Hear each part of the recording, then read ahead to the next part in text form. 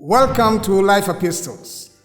On this channel, we talk about the mysteries of life from the perspectives of spiritual or esoteric Christianity. The purpose is to improve upon your knowledge and spirituality. This is the 12th edition, and the topic is Foot Draggers in the Journey Back to God.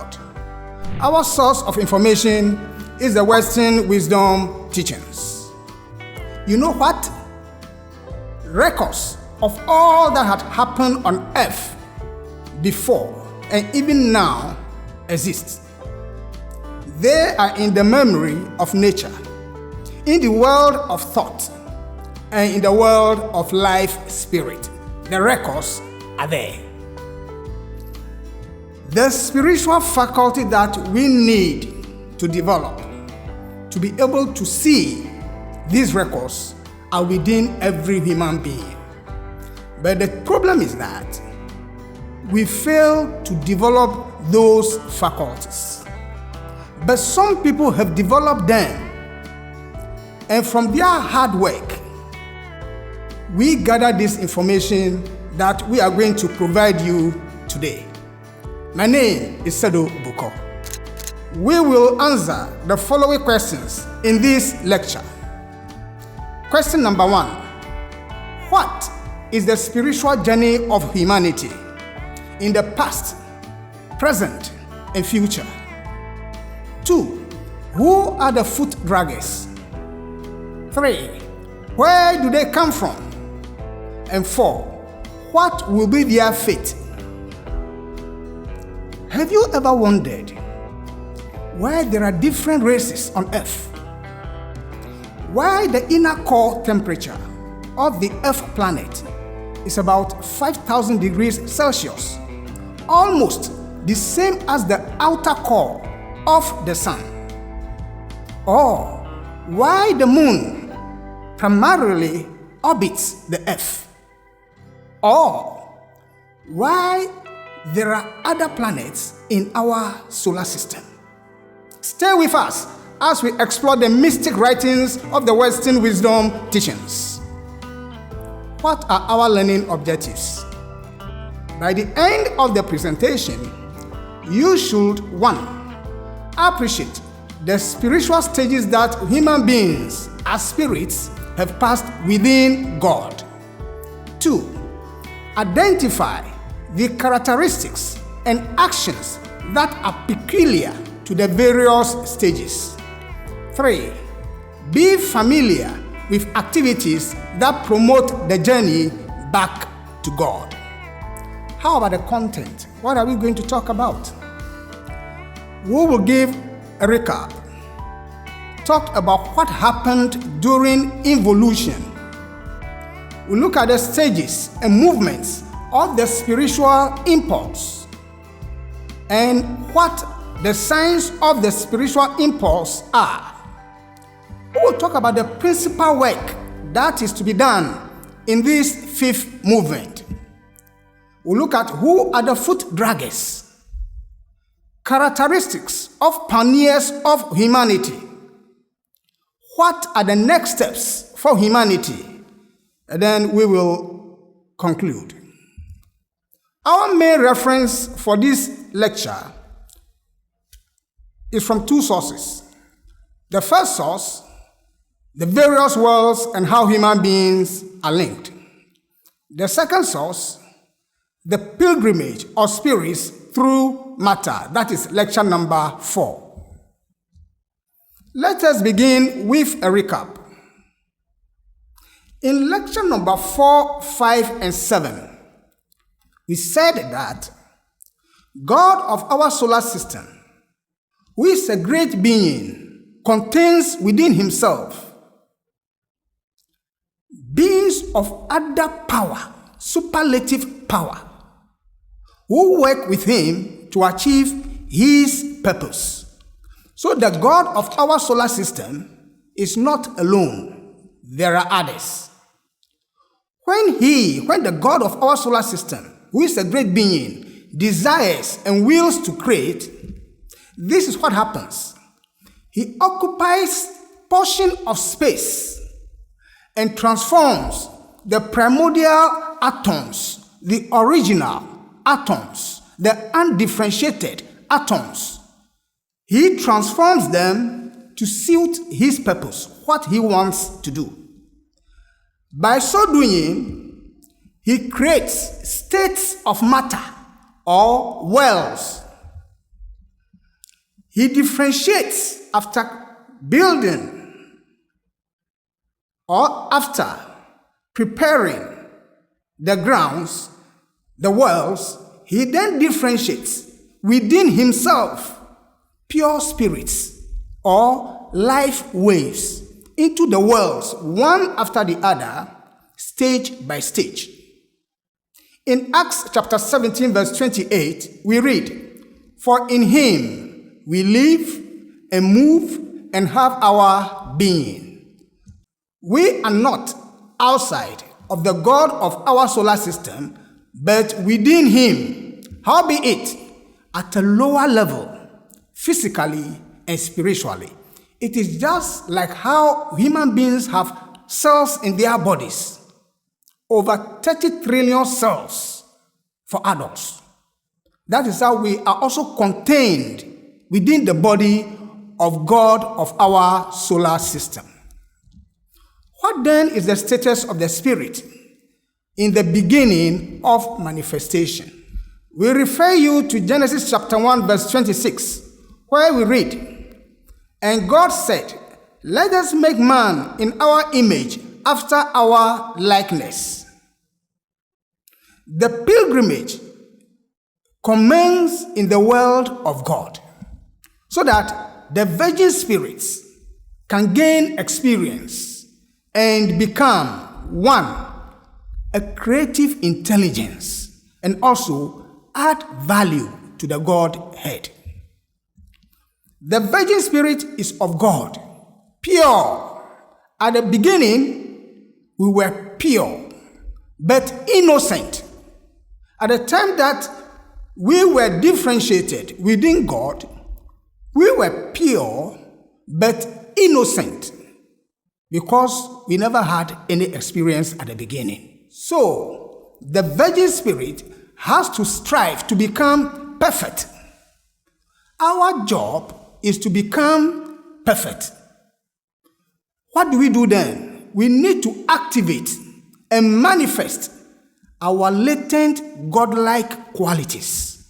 So the purpose is for us to go on this journey by activating and manifesting the potentiality of God in us. And what are they?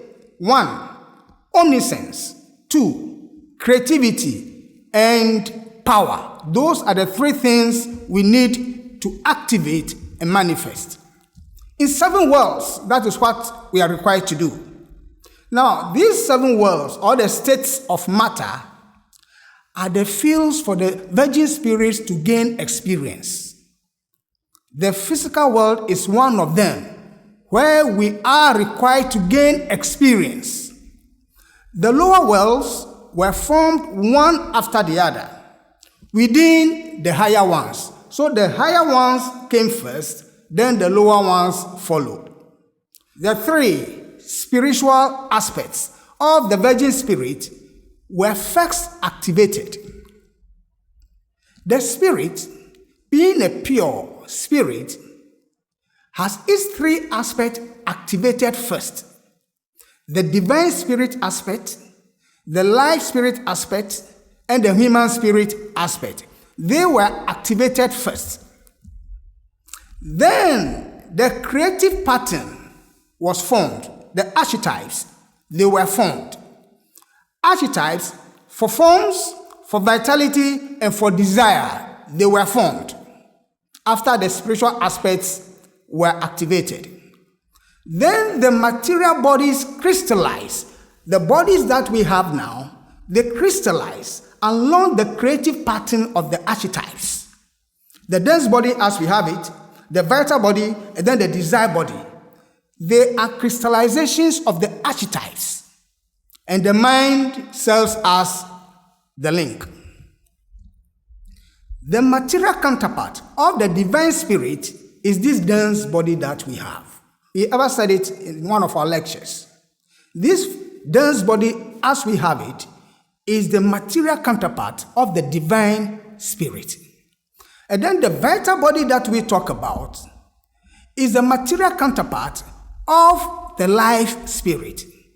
And the desire body is also the material counterpart of the human spirit. So, as spirits, as virgin spirits or egos, humanity started this journey through matter millions of years ago. The journey is called, in the Western wisdom teachings, Involution and Evolution. Involution is the process by which the spirit had its spiritual aspects activated and material bodies built. That is involution, when it was coming down. In the last stage of the descent through matter, the spirit acquired self-consciousness and consciousness of the external environment. Until the spirit got to this last stage, it never had self-consciousness. Humanity, in general, has completed involution and is now on the journey or in the process called evolution. Evolution is the process by which the spirit unfolds its latent spiritual qualities to dynamic powers to become like God. That is what evolution talks about. And we present to you this diagram again for you to see the stages that we started from in the material worlds, from the world of thought, which is the first stage, to the second one, the desire world, and then the third one, the etheric region, and the fourth one, the chemical region, where we are now, and we have completed half in that stage. And we are now moving upwards. Moving upwards is what we call evolution. Moving downwards is the involution. As you can see, to the left, the black arrow, and then to the right, the white arrow. What happened during involution? We want to give a bit of details. What happened during involution? The spirit was not conscious of itself or the external environment in the beginning, but it was helped to activate its spiritual aspects and to build its bodies when it was descending into denser worlds of thicker atoms. It means the higher worlds have lighter atoms and the lower worlds have denser atoms. At each stage of coming down, some spirits were not adaptive, whereas others were adaptive. So they successfully descended into the lower worlds. Others failed and they were held back. Those spirits that couldn't descend into lower worlds, they were held back. But those that did, they continued. And we are those who did. And we have continued to this stage. And what was the level of the spirit as it was coming down?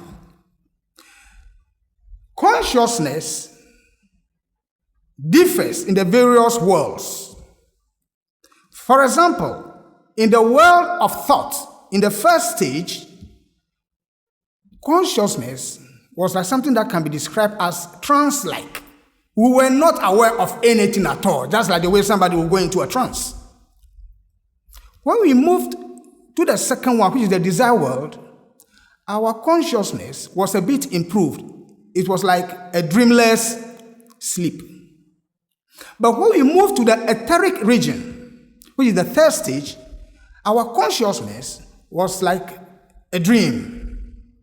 But when we got to the chemical region where we are now, that is where we had self-consciousness.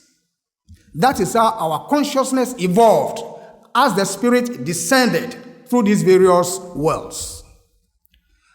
There were super beings in charge of us in our descent through matter to fulfill the divine plan. We did not do this by ourselves. there were higher beings who were in charge of us. Example, the lords of form, the lords of mind, archangels, angels, and then we ourselves called virgin spirits or humanity. Now, let's look at this. The physical and the spiritual development of humanity is linked to this earth planet. Our physical and spiritual development are linked to the planet. That is to say, there is a chemistry between us and the planet. One affects the other. Progressively, the planet, this earth planet, and the bodies of humanity changed from soft to hard. Initially, the earth planet wasn't as hard as it is today. I'm talking about the crust of the earth. It is the same with us. Initially, we were not as hard as our bodies are today. At a point in time, our threefold spiritual aspects and material bodies were aligned. Initially, they were separate. But when we got to the last stage, the spiritual aspects and the material bodies were aligned. They were put together. The four material bodies were developed in line with the movement of the spiritual impulse stage by stage. There is a spiritual energy, a spiritual current that directs how these things should be. Additional work was done in each of the stages and movements for improvement. It means the movement of the spiritual impulse enhances itself stage after stage. The four stages that we have traveled, each one of them contains spheres on which the spiritual impulse moved in spirals of 7 major movements. It is not repetitive, it is spiral. It increases one above the other. They are linked. Now, in this fourth stage, let us see how we have moved with the spiritual impulse. The first movement, humanity completed. The second movement, we have completed. It is same with the third and the fourth. We have completed all those movements.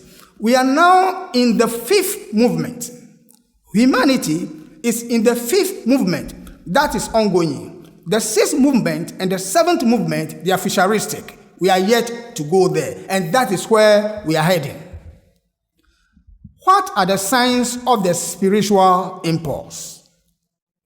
The spiritual impulse reflects mainly in skin color, bodily structure, and cultural practices of individuals and society. We did not do these things by ourselves. There was energy that was directing these things. This spiritual impulse impacts civilization, political organization, economy, artifacts and technologies, social norms, traditions and customs, religion and language.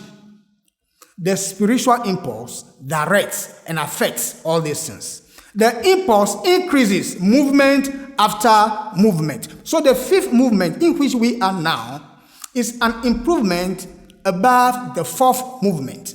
And the seventh movement that will come, or the sixth movement that will come, will also be improvement above this fifth movement. Cultures that do not develop fast enough in the preceding movement, in the previous movement, they lag as others become more advanced. It is a natural law. We can't do much about it. Gradually, the foot draggers in the failed culture, they fall out from the scheme of evolution. They have become so unresponsive to that spiritual impulse. They are non-adaptive. So what happened? They cannot keep pace with others on this planet. In the previous movements, many things happened. In the first and the second movements, which we had already completed, humanity has already completed the first and the second. The bodies of humanity were then under formation. We did not start all of a sudden with this body. It developed gradually, movement after movement. Then our body was more plastic and baggy-like a bag. That's how our body was. And the substance of the earth was in a molten state, like a liquid fire, not as hard as it is today. The planet and human bodies were undergoing solidification. Yet, some spirits couldn't adapt, and they were cut off with portion of the earth to form what we have as the moon, which means that the moon was once part of this earth planet. But because some spirits couldn't adapt, a different location will have to be found for them. That is how come we have the moon. So there are beings there, but not in this form as we are, but something similar. If the beings in embodiment there, work hard enough, they could rejoin their peers. We are on this planet. It doesn't mean that they will come physically and join us here on this planet. No. They will go through the process of birth. So you may not know that the person was actually from the other sphere. The situation is the same with planets in our solar system. All the planets in our solar system, they were once part of the sun, but they have to be relocated because a suitable place needed to be found for the spirits that failed to work hard enough to continue being on the sun. That is how come we have various planets in the solar system. By the third movement, we are talking about the first and the second. By the third movement, the bodies of this planet and humanity became dense, but not even as it is today. But it was denser than in the first movement and the second movement. There has always been improvement in the bodies. The bodies are not static. There is always improvement. Let's talk about the third movement of the spiritual impulse. In the third movement, a division was made in the desire body among the pioneers of humanity. When we were descending and putting on these bodies, we were not all performing at the same level. Some were ahead of others. So in the third movement, a division was made in the desire body of the pioneers, those who were leading. Prior to that, there was just one unit of desire body. The desire body, as we said, is the third body that every human being has. But it did not just come all of a sudden. It took some millions of years to be built. So in the third movement, those who worked faster in it, they had a separation in their desire body. But prior to that, there was only one unit of the desire body, composed of the low desires and the higher desires. But in the third movement, the pioneers, the leaders, they had a separation of the higher desires from the lower desires. Unlike those who couldn't make it then, they never had any separation. So, in the third movement, the threefold body was aligned to the threefold spirit. The spirit, its aspects were linked with its material bodies in the third movement. Then the pioneers of humanity, those who first had a division in their desire bodies, who are the pioneers, they also received the mind first, unlike those who did not. So they began exercising the mind as far back as the third movement. Mind you, we are in the fifth movement. So imagine some spirits in embodiment who have the mind earlier in the third movement, they will have been moving faster in the use of the mind, unlike those who receive it later. So, by the use of the higher mind, they are developing the third aspect of the spiritual aspect, which is the human spirit. So some people started using that and developed selfhood long ago before others. We show this diagram, how the threefold spirit is linked to its personality, the threefold body. By the third movement, these things became common to every human being at the end. The spirit was linked, and the mind links the spiritual aspect to the material aspect. Every human being, this is how we are linked. We ever presented this in our lecture. So you may go back and look at lecture number 3 and lecture number 4. During the third movement, we are still talking about the third movement of the spiritual impulse. The body structure, our body structure, no longer assumed a horizontal posture. And this is very important. The spine, our spine was taken out of the horizontal planetary currents, became upright. The horizontal planetary currents, they are the reasons why you find animals moving like this, because their spine has to go this way for the current to flow through horizontally.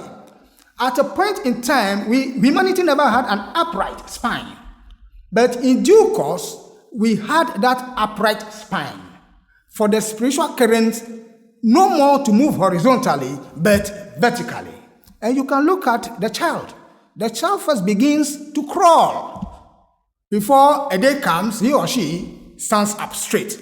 But before that happens, the planetary current needs to go through the horizontal spine before the vertical ones. Okay, but unlike animals, they are still like that. It's difficult because they haven't reached there yet, unlike human beings. Now, when we were taken out of the horizontal currents, when humanity was taken out of the horizontal currents, the spirit, the ego, then entered the body and began to work in this body to express itself through the vertical spine. Without the vertical spine, it would be difficult for the spirit to work in a human being. And to build the larynx, this vertical larynx that we have, till though it was never vertical. But when we stood upright, this one also became vertical, and the spirit can begin working on the larynx and also begin to build the brain for its adequate expression in this physical or dense body. In Genesis chapter 2, verse 7, we read, "And the Lord God formed man of the dust of ground and breathed into his nostrils the breath of life, and man became a living soul." Now, let's clarify this. For physical expression, the form was built first before the spirit entered it. But the spirit was before the form. The form did not give birth to the spirit. The spirit was, is, and will ever be. It only builds that form to express itself. The use of words to express thought is the highest human privilege. It can be expressed only by a reasoning, thinking entity like a human being. There was introduction of the mind, building of the frontal part of the brain. In the first and second movement, there was no building of the frontal part of the brain, the frontal lobe. It wasn't there. The embryonic division in the nervous system also took place. The initial stage to separate the voluntary from the involuntary nervous system also started in the third movement. In the first and second movement, there was nothing like that. There was only preparation towards that, and it happened in the third movement. Yet, in the third movement, it was only a beginning, not the finality of it. There was a shift. When there was that embryonic division of the voluntary and the involuntary nervous system, there was a shift from the previous dominant involuntary system, controlled by the limbic system. Initially, we were involuntary because we are being led directly by super beings. So we never developed any will. Whatever they said we should do, that was what we will do. It's like the animals of today. They are controlled by a group spirit. That's why they all have the same character, more or less. What the group spirit says they should do is what animals do, unlike human beings. But initially, we were almost like that. We never had the voluntary aspect. But along the line, the voluntary aspect was developed. And when the voluntary aspect was developed, we began developing will. But before then, we had no will. Humanity therefore ceased being fully automatons. When we began developing the voluntary nervous system, we ceased more or less being automatons of those who were leading us. The voluntary system transformed the dense body, this dense body, from a mere automaton acting under stimulus from without to an adaptable instrument capable of being guided and controlled by the spirit within. So it's the spirit that exercises its own will on this body.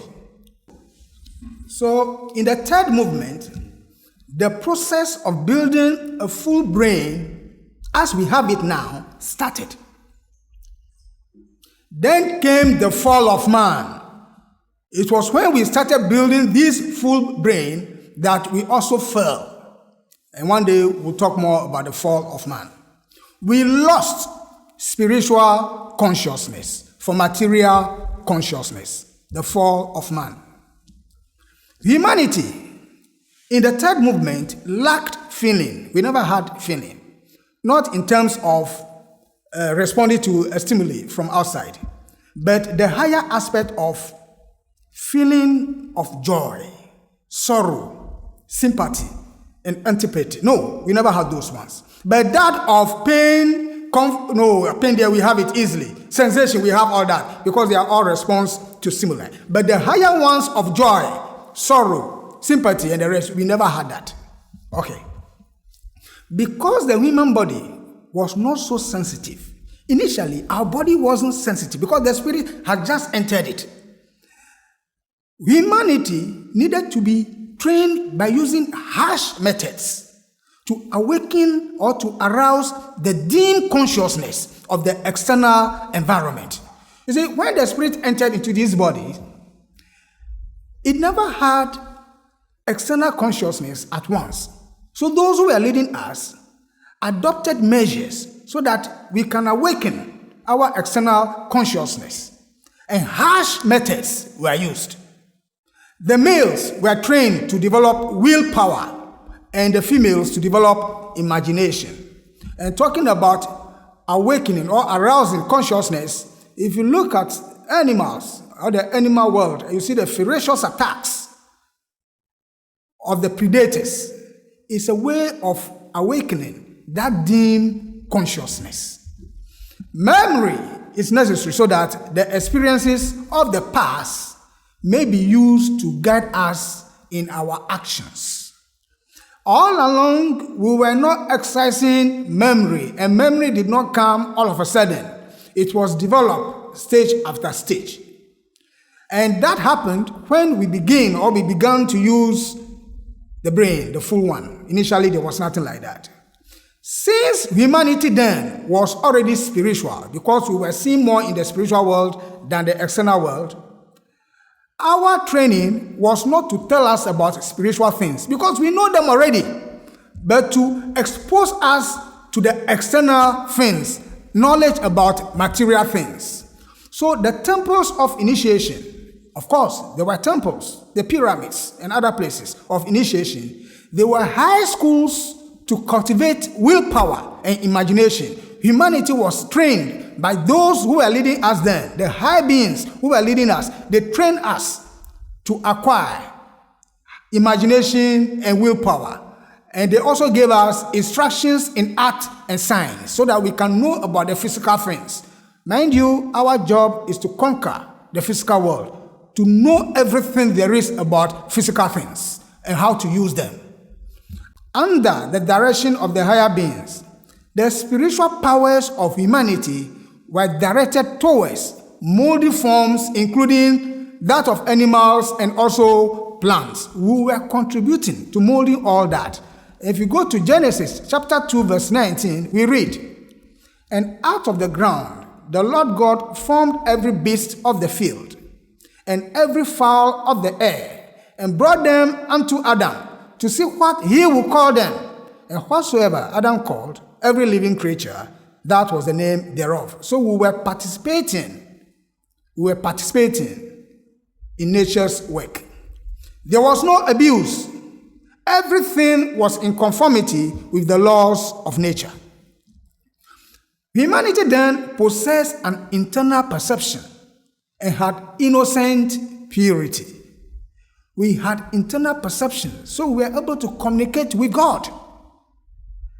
Innocence, however, is not synonymous with virtue. The purpose of the journey through matter is not to be innocent, but to cultivate virtue. Innocence is the child of ignorance and could not be maintained in a universe where the purpose of evolution is to acquire knowledge, to become omniscience, to acquire wisdom. So innocence is not something that should be aspired to, but to cultivate virtue. To attain that end, to become omniscience, to have knowledge, the following are very important. One, we need to know the difference between good and evil. We need to have knowledge of what is right and wrong, and then a choice of action. If having knowledge and choice, humanity ranges itself on the side of good and right, we cultivate virtue and wisdom. So it is not just staying innocent, but having knowledge about what is good and what is bad, what is right and what is wrong, as well as a choice of action. When you exercise your action, your free will well, then you are moving in the right direction. But if you don't exercise your action well, then you are moving in the wrong direction. But through both, good or bad, you acquire virtue, because you will learn from your mistakes and correct them. You acquire wisdom, but not to just stay innocent. Then you are not. If you remember the 10 talents, then you are not adding anything. The 10 talents in the Bible speaks to it, that you don't need to hide your talent. You need to invest and reap the benefit thereof. If we succumb to temptation and do wrong knowingly, we foster vice. Humanity fell from higher spiritual consciousness to physical consciousness by disobeying the laws of God. So we had the free will. We had the knowledge of good and bad, and we exercised it wrongly. We exercised that wrongly. The reason is we abused the creative energy. And death became known to us. By what means? By degrees, humanity came to know death because of the break made in consciousness when it is shifted to the higher worlds at death and back to the physical world at rebirth. In the first, second, and third stages, more or less, we were not really conscious of death because we were highly spiritual. But when our eyes became open to the physical environment, then we became aware of death. What was the geographical location in the third movement? There was one race in the third movement of the spiritual impulse. The whole bunch of humanity on earth was identical. Only one race. And the color was black. Humanity in the third movement, the color was black. The location of the landmass stretches this way. Across the southern Pacific region, part of Asia, and part of where the Indian Ocean now resides, that is the original location of the first human beings on earth. Millions of people. Eventually, volcanic eruptions destroy a greater part of that land to end the third movement of the spiritual impulse. Now, let us talk about the fourth movement. The new landmass in the fourth movement of the spiritual impulse was located mainly at where we now have the Atlantic Ocean. But there were remnants of people of the third movement all over the globe, in places like sub-Saharan Africa, parts of Asia, and the Pacific region, and their color black. The new landmass was the meeting place of two currents, hot from the south, and cold from the north. As such, the atmosphere of the landmass was always filled with thick and murky fog. Water was not so dense as it is today, but contained a greater proportion of air. There was more air in the water of those days compared to what we have now. So water was lighter in those days. Much water was also held in suspension in the heavy, foggy atmosphere. Humanity was still somehow guided more by internal perception as compared to clear external vision. But in the middle of the fourth movement, the generality of people became fully awake in the dense physical world. So, whereas some people got awoken in the third movement, the generality of humanity got awoken to the external world in the fourth movement. When this happened, the capability of perceiving the inner worlds was gradually lost to most people. So when we eventually began seeing externally, we lost our internal perception. It happened when the point in the head of the frontal sinus and that of the vital body came into correspondence, when they met more or less. That is when we began losing vision, perception of the spiritual worlds. It was only then that humanity could clearly see the physical world as we do now. Until that point in the vital body and the dense body met, we were not fully open to the external world. But when it happened, then we became fully open to the external world. The spirit fully took possession of its bodies and became indwelling. So once those 2 points met, the spirit took full control over its bodies. Then the rudiments of language emerged. That is when language emerged in the fourth movement. Humanity evolved words and no longer made use of mere sounds. Then we were just making use of sounds, but indeed we were understanding the sounds. Now we move beyond sound to language itself. Still, the power that we had over nature was never abused or degraded by gossip or small talk. Memory and feeling became more improved. Memory especially became a factor in the life of the community. A group of people would choose as their leader the one who had done great deeds in the past, as they remembered. This was the germ of royalty. This is how royalty began. The remembrance of the meritorious deeds of a great man was carried even beyond the death of that person. It is the same with leaders of those days. Once there is memory, the people continue to recollect those leaders, even after they are dead and gone. Mankind began to honor the memory of ancestors and to revere them and others who had done great things because we had memory of them. That form of veneration is still practiced to this day by some societies.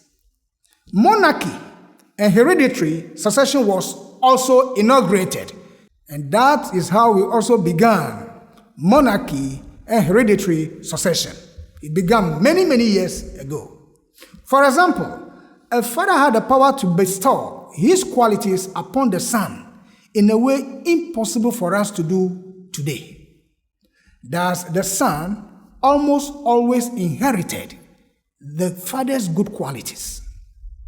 Experience came to be highly valued. The man who had gained the most varied experience was the most honored and sought after. Then the beginning of separate nations began. Groups of people who discovered in one another similar tastes and habits would leave their old homes and found a new colony. We can reference Genesis chapter 11. That gives details about how this happened. They remember the old customs and followed them in their new homes as far as relevant. They, however, formed new cultures to meet their own particular ideas and necessities. The leaders of mankind initiated great kings at that time to rule the people, over whom they were given great power.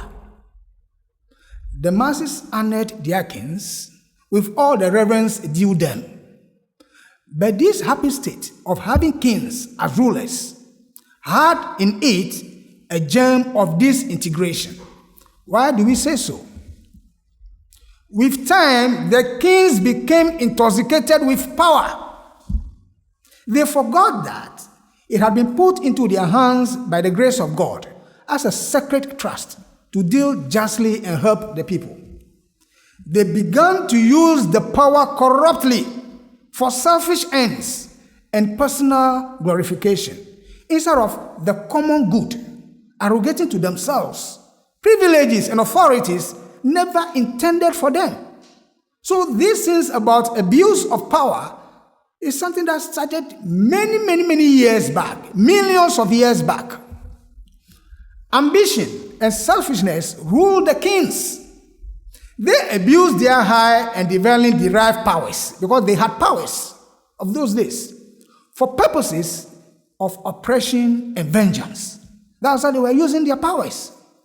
This was true not only of the kings, but also of the nobles and higher classes. So you can see how humanity began to misuse powers. When one considers the power possessed by the kings, the nobles, and higher classes against their fellow beings of the less developed class, it is easy to understand that the abuse of such powers is a terrible thing. In course of the fourth movement, humanity began to erect temples where the kings were even worshipped as gods, and they caused extreme oppression of the helpless people. They really did that. Humanity did a lot of bad things. Black magic of the worst kind and most disgusting flourished a lot. We were using our powers anyhow. And all efforts were directed towards the gratification of vanity and external display. That was how we were using our powers in those days, millions of years ago. With time, and this is where the difference started, with time, the first germ of corrective quality of thought emerged. Those who began exercising their faculties became the forerunners for the widespread use of the mind in the fifth movement. So the use of the mind were by a select group of people going back into the fourth movement. The mind was given to give purpose to action, and this is key. The mind was given to give purpose to action. But as the ego was weak and the desire nature strong, and the desire nature was dominated by the lower desires, very strong, the embryonic mind, the young mind that was given, combined with the desire body. So instead of the mind linking up with the spirit and serving as the link between the lower bodies and the spiritual aspects, it rather combined with the desire, because the desire was there earlier on.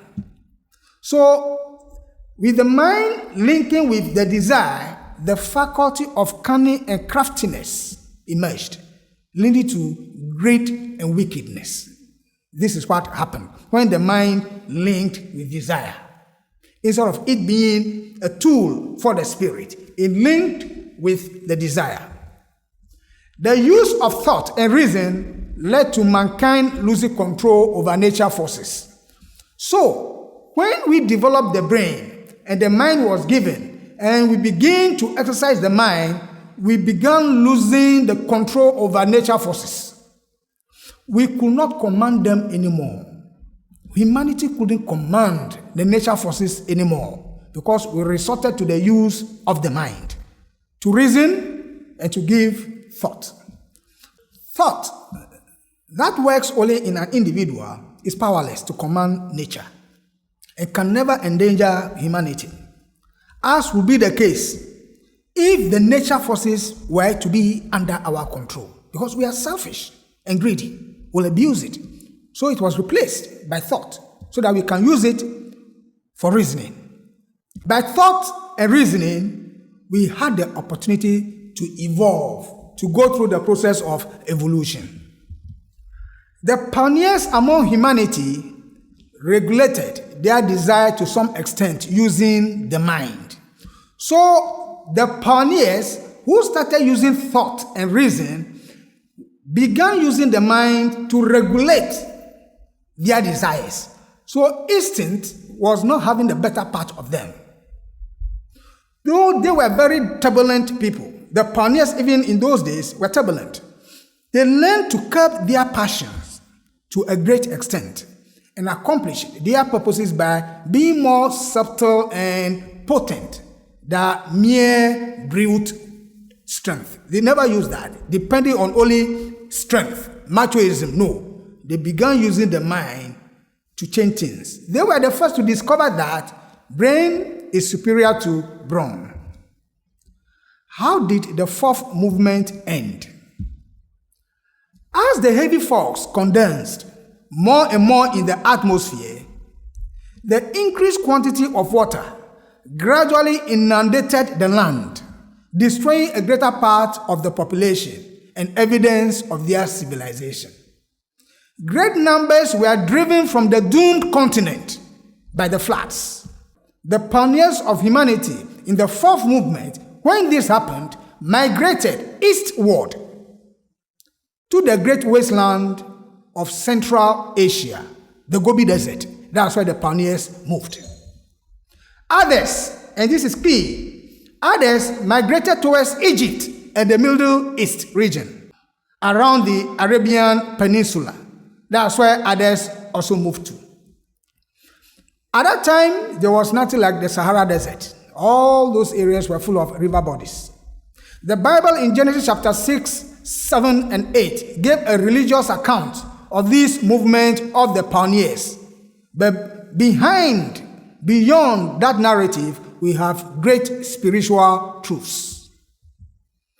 There in Central Asia, the pioneers of humanity were prepared by the higher beings to become the seed for the pioneers of the fifth movement. They were potentially infused with the qualities to be evolved by their descendants. Humanity began to learn to become independent and assume responsibility for our own actions. Humanity had been compelled to obey the commands of external rulers. At that time, we are taught to look beyond visible leaders, and the idea of the true God, who is invisible, began to dawn on us. Humanity was to learn to worship and obey the commands of a God we couldn't see. So it was in the fourth movement that the idea of a God that we cannot see started. Unlike before then. Then we are having images, idols, this and that to worship them. But for the pioneers in the fourth movement, the idea, they were taught of a God that they cannot see, the God of our solar system. The color, and this is key, the color of the various classes of people on earth by the end of the fourth movement were black, brown, red, and yellow. Those were the classes of people and the colors that they had by the end of the fourth movement.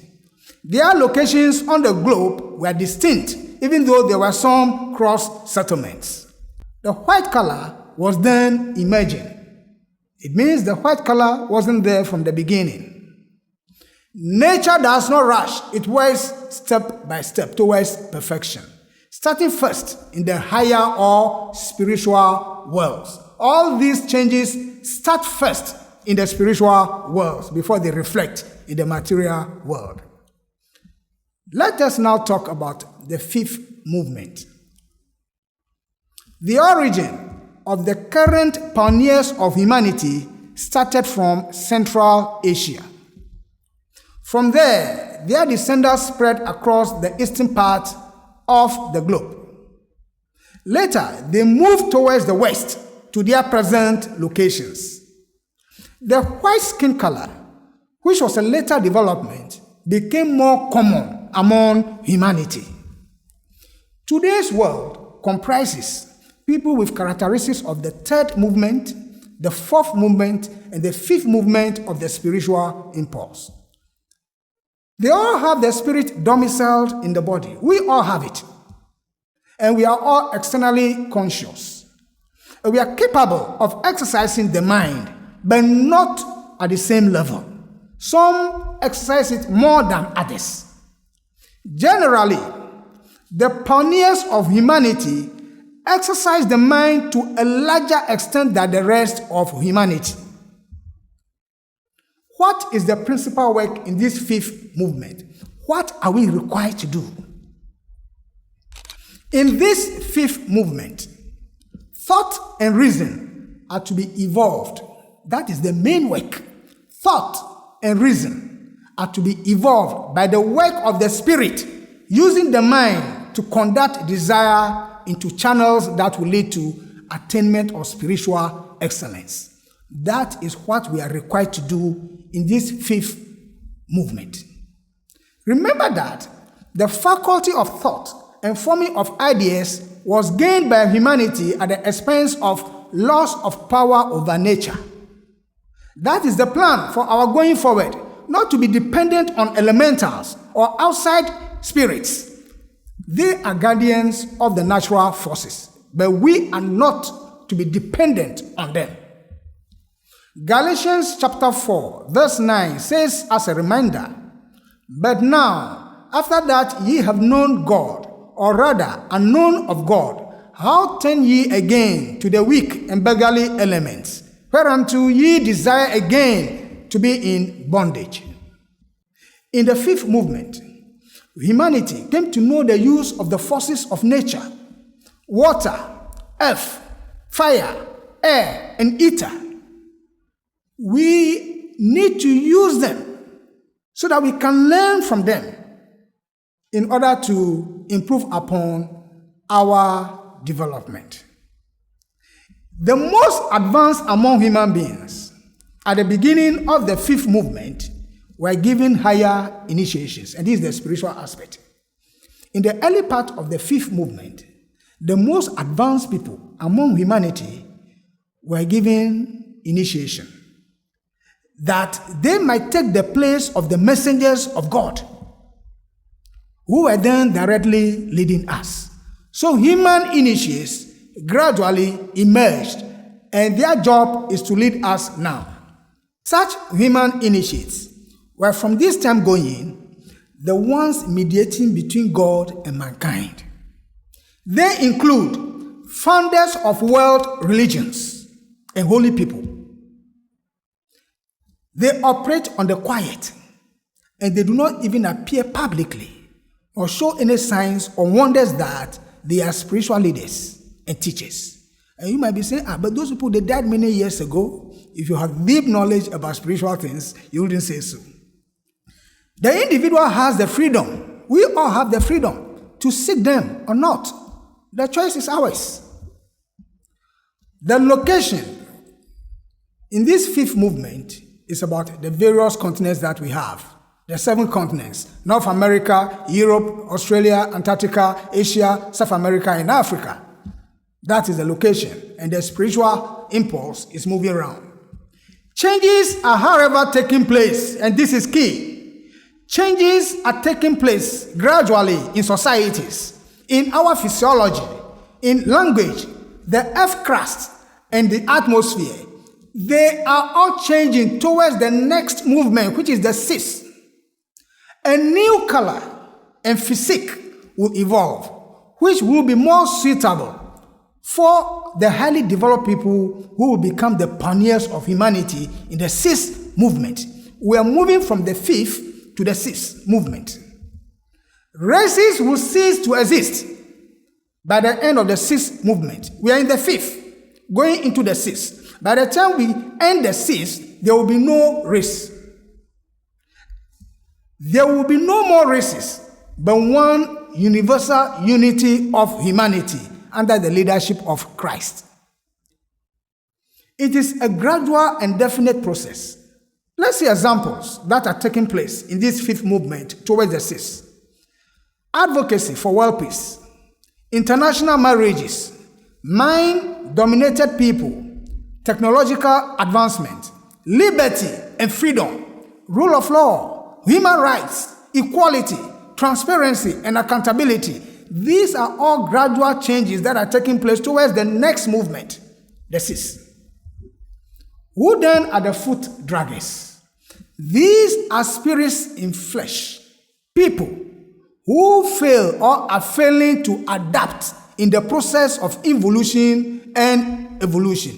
During evolution, some spirits that couldn't adapt were taken out. They couldn't move with us. At each stage, when we were descending, at each stage and during each movement of the spiritual impulse, there are requirements. And it's good we know these requirements so that we can go by them. Those who do not go by the requirements under each movement, they fall out. So failures began in the spiritual realm in the very beginning, when the activation of the spiritual aspects started. Failures began. Some spirits could not continue with their calling, so they were held back. When humanity completed involution and began evolution, spirits that have the three spiritual aspects activated and the three material bodies built with the link of mind, we were able to move forward, unlike others. Those who did so became adaptive. That is how come we all received the mind. Later, after thousands of years, those who didn't receive the mind now qualified and received it. Those who had it later couldn't develop it as fast as those who had it earlier on. By the time they began exercising the concrete mind, the pioneers had moved on to functioning more in the abstract mind and controlling their lower desires. What then is the implication? It means that some spirits have remained in the spiritual realm that cannot take human body. Neither can they take animal body as well, because they belong to the human life wave but failed to meet the requirements. Some have not fully developed the faculties, hence can occupy only inferior bodies. For example, the anthropoids, and we talk about that in lecture number 11. Some are in the human body all right, but have low minds and cannot think and reason beyond the concrete mind. They are controlled more by their low desires.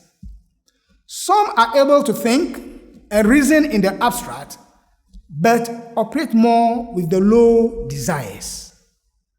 Some also are able to think and reason in the abstract and operate more with the higher and lofty desires. The pioneers are able to think beyond the concrete mind. The pioneers of humanity are able to think beyond the concrete mind into the abstract mind, which, as we said in previous lectures, is linked to the human spirit. So when you are operating more in the abstract mind, you are developing your human spirit aspect. The use of the abstract mind brings about innovation, creativity, inventions, and the rest. It leads to commitment to principles, ideas, and strategic thought, devoid of negative personal feelings or emotions. It involves operating with the higher desires. It covered discernment of right from wrong and living by the right and pursuing higher ideals, ethics, virtue, and morality. It demands self-reliance and selfless service to others.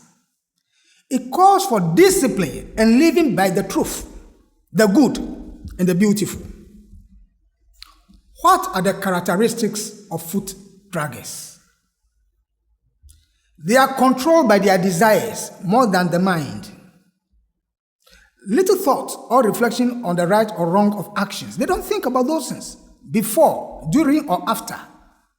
The foot draggers don't think about that at all. Simply, they have weak conscience. They are unable to function in the abstract mind So their reasoning is around tangible things that are revealed by the five senses. They are weak in innovation, creativity, and originality.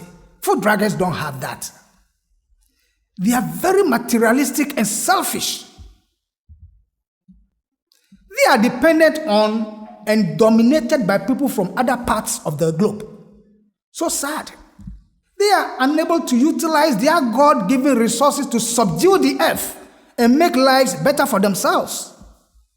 They are proud of and relish ancestral systems, traditions, and cultures, including monarchy, kingship, chieftaincy, and so on.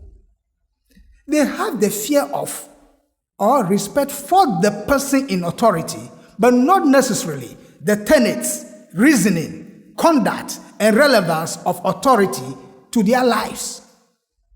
They put social harmony ahead of the individual. That is to say, individualism is discouraged. They prioritize and bond with extended family, clan, ethnic group, and race. We are talking about the characteristics of foot draggers. Their territory is full of detached ethnic groups and several local languages and dialects. One day we'll explain why we are saying these things. They are at a low level of scientific and technological advancement, coupled with low formal education. They are non-assertive, less adventurous, and docile. They do not have a questioning or inquiring mind. And what is their form of worship?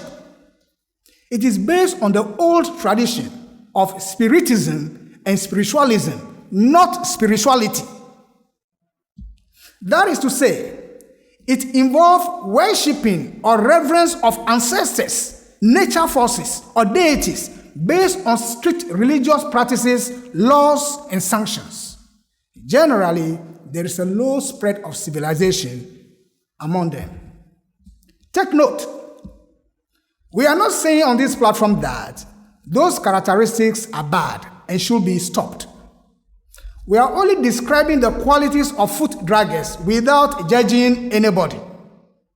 Let us remember that there is improvement. People are making progress in their material and spiritual development. But the question is, at what rate? And will the fifth movement of the spiritual impulse wait for anybody? What are the characteristics of pioneers? Generally, the social system of the pioneers of humanity is pillared on nuclear family, putting more emphasis on the individual. Premium is on self-dependency to bring out talent, innovation, and creativity in the individual. Personal freedom and democracy are key. We are talking about the ideals of democracy at the individual level, not necessarily its misapplication. Scientific and technological advancement is high. Individual abstract and rational thinking is encouraged. The mind is used to channel desire, to curb instinct. There is little to no regard of the person in authority, but the ideas, doing the right thing, having strategic thought, moral values, and ethics is what the pioneers look for in terms of authority, not the person in authority. They no longer owe allegiance to any traditional command and control system of monarchy, kingship, and chieftaincy. They don't. They have one common language for a large number of people. And there is a high level of formal education. They use a rational approach, leading to great advances in scientific discoveries and materialism. They are leaders. The pioneers are leaders in humanity's efforts to subdue the earth. They are unraveling the secrets of matter. They are disciplined, conscious of their human rights, assertive, adventurous, and results-driven. They dominate or rule other people of the world, and that is allowed. Their original religion is Christianity or spirituality based on love. Generally speaking, they have limited or no worship or veneration of ancestors and nature forces or elementals. Pioneers don't do that. And there is a high spread of civilization. Once again, take note. Although geographical location counts in identifying pioneers of humanity, there may be individuals in some other parts of the globe with the characteristics of pioneers. Similarly, there may be individuals in the location of pioneers whose character may not reflect as such, but reflect that of a foot dragger. What are the next steps for humanity? The coming of Christ over 2,000 years ago averted a planetary catastrophe whereby a portion of humanity and the planet will have been thrown off into space again because of the negative actions and effects of foot draggers. By their wrong desires and actions, the vibration of humanity and the planet was getting slower. The Christ, using the dense body and the vital body of Jesus of Nazareth, offered and assumed the role to spin and rotate this planet on our behalf so that we can increase our vibration and merit the salvation. He continues to send us pure desire materials so that we can operate in the upper region of the desire world, premised on knowing God, agape love, selfless service, and altruism. As the spiritual impulse progresses towards the cis, we are going to the cis movement. As it progresses toward the cis, some people are at risk.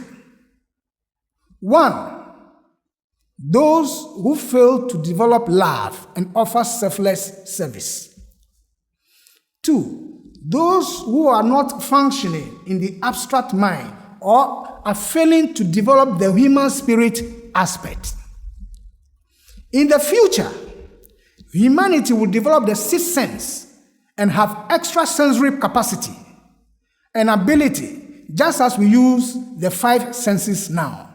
We'll all develop that. The extrasensory capacity, humanity will have it. It depends on the work that the individual does. Scientific inventions will be marvelous because science will become more spiritual, exploring the fourth, the fifth, and the sixth dimensions onwards. Physiologically, the voluntary system, which is under the will, will become more developed than it is now. And as such, many of the involuntary functions now will come under the control of the voluntary system. Materialistic people are also at risk. They are failing to accept spiritual things. They are so attached to the pleasures and vanity of material things of this world that they are failing to commit themselves to the spiritual life. They face the danger of attachment to bodily comfort, sensuality, tribalism, and racism. Let us remember that the spirit is above those things.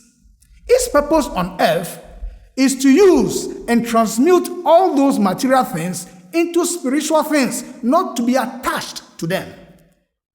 Finally, those who fail to develop and function in the soul body cannot make it.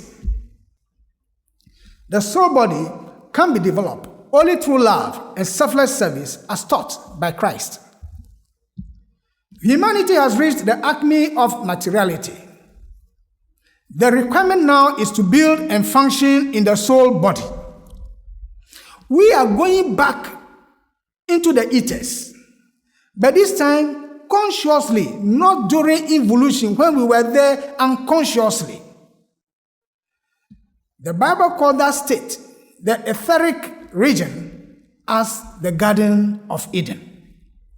Once again, let us look at the diagram as we presented in lecture number 9 and 10. From the bottom, we are moving upwards. From the chemical region, we are moving to the fifth stage. And there will be 7 revolutions there. If you see to the left-hand side, the fifth stage is aligned to the etheric region. But downwards, where we have the chemical region, is the dense form as we have it now. We are moving from the dense form to the etheric region in the 5th stage. Since we are moving to the 5th stage, where we will live and function in the ethers, the Earth planet is undergoing changes to be transformed together with those who have built or are building the soul body. The Earth is losing moisture. There is a massive melting and collapsing of the ice soils at the poles, and the ozone layer is getting weak. Naturally, this process is necessary, but the unguarded activities of humanity is fast-forwarding the impending catastrophe. In Matthew chapter 24, Christ Jesus cautioned us. He says, especially in verse 29 to 31, immediately after the tribulation of those days shall the sun be darkened, and the moon shall not give her light, and the stars shall fall from heaven, and the powers of the heavens shall be shaken. And then shall appear the sign of the Son of Man in heaven, and then shall all the tribes of the earth mourn, and they shall see the Son of Man coming in the clouds of heaven with power and great glory.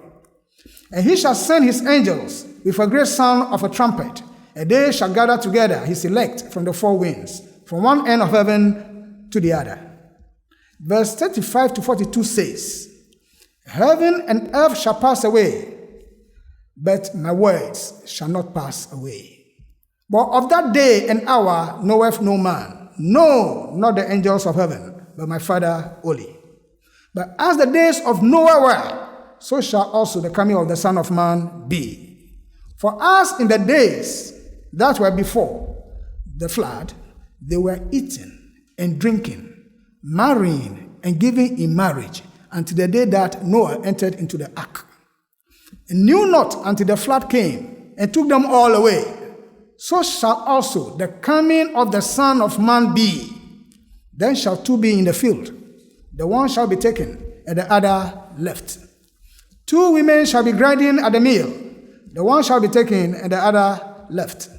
Watch therefore, for ye know not what hour your Lord doth come. 2 Peter chapter 3, verse 6 and 7 is emphatic. It says, whereby the world that then was, being overflowed with water, perished, but the heavens and the earth, which are now by the same word, are kept in store, reserved unto fire against the day of judgment and perdition of ungodly men. Some people are not bothered when the matter of the world coming to an end is mentioned. Some of them even proclaim that by then they will have been dead and gone, yet they cannot tell where they will be. This is sad because even science confirms that solar systems are born and also die, and that our sun is already halfway through its 9 or 10 billion lifespan. That confirms the you that we are talking about, that we are halfway past through the journey. By the time it dies, its outer layers will have extended to envelope planets such as Mercury, Venus, Earth, and Mars. Christ Jesus notified humanity that the end will be like in the days of Noah. If we really understand what happened during Noah's time, apparently we'll be more serious with his sermon.